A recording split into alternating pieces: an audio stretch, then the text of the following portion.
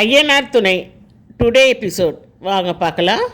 சேரனும் சந்தா அவங்க அண்ணனும் மத்தியானம் சாப்பிடும்போது அவங்க பேசிக்கிறாங்க. சோழனும் நிலாவும் வந்ததை பற்றி சேரன்கிட்ட சொல்கிறாரு.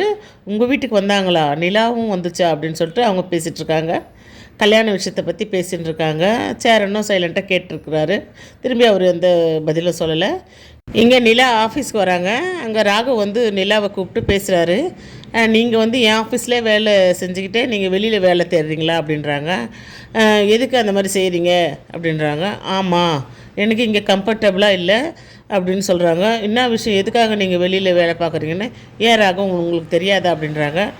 ராகம் வந்து நிலாவை பார்த்துட்டு, நீங்கள் இங்கேருந்து போனீங்கன்னா உங்களுக்கு எக்ஸ்பீரியன்ஸு சர்டிஃபிகேட்டில் நான் சைன் பண்ண மாட்டேன், உங்களுக்கு சர்டிஃபிகேட்டும் தர மாட்டேன் அப்படின்றாங்க. அது எப்படி நீங்கள் தராது போயிடுவீங்க, நான் இவ்வளோ நாள் வேலை செஞ்சுருக்கேன்ல அப்படின்னு சொல்கிறாங்க. நீங்கள் 1 இயராவது இங்கே செஞ்சுருக்கணும்ல, நான் உங்களுக்கு சைன் பண்ணி தரமாட்டேன் அப்படின்றாங்க.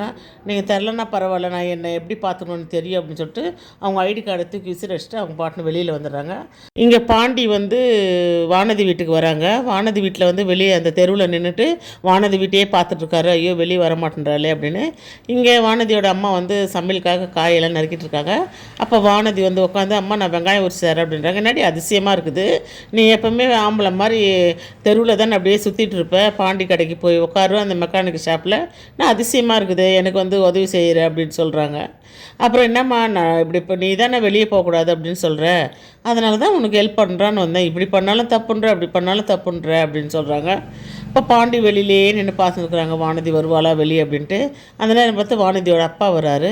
அவர் வந்து பாண்டியை பார்த்துட்டு அப்படியே உள்ளே வர்றாருன்னா, அந்த மெக்கானிக்கல் பையன் எங்கே வந்து நின்றுக்கிறான், உங்களுக்குள்ளே சண்டையா, அதான் அவன் இங்கே வந்து நின்றுக்கிறானா, அதான் நீ அடக்கொடக்கமாக வீட்டில் இருக்கியா அப்படின்னு சொல்லிட்டு அவங்க அம்மா கிண்டல் பண்ணுறாங்க. உடனே வானதி ஓடி வந்து வெளியே பார்க்குறாங்க. இவன் வரமாட்டா அப்படின்ட்டு பாண்டி அங்கே வந்து கிளம்பிடுறாரு. உடனே அவங்க அம்மா சொல்லுவாங்க, பாரு அவன் எவ்வளோ சூப்பராக தான் குடும்பம் தான் வேணும்னு சொல்லிட்டு எப்படி நிற்கிறான் பாரு, நீயும் இருக்கிறிய, எங்களை எவ்வளோ கேவலப்படுத்துகிற, எங்களை எங்கன்னா கொஞ்ச நாள் மதிக்கிறியான்னு அவங்க வானதி அவங்க அம்மா பேசுகிறாங்க.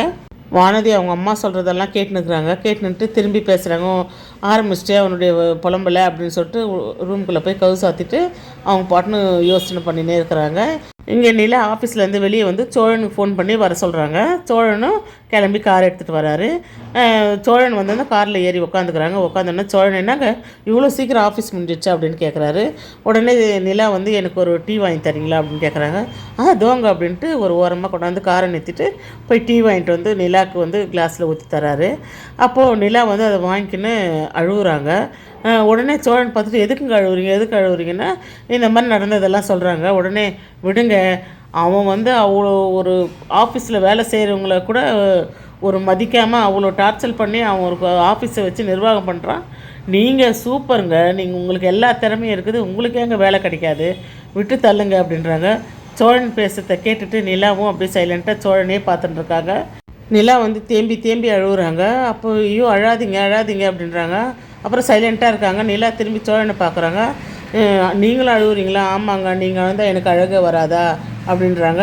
அப்படியே நிலா வந்து சோழனையே அப்படியே பார்த்துருக்காங்க. சோழன் வந்து கீழே குனிஞ்சிட்டு அழுதுட்டுருக்காரு. இதோடு இந்த எபிசோட் முடிச்சிருக்காங்க. இந்த வீடியோ பிடிச்சிருந்தா லைக் பண்ணி ஷேர் பண்ணி சப்ஸ்கிரைப் பண்ணுங்கள். பாய்.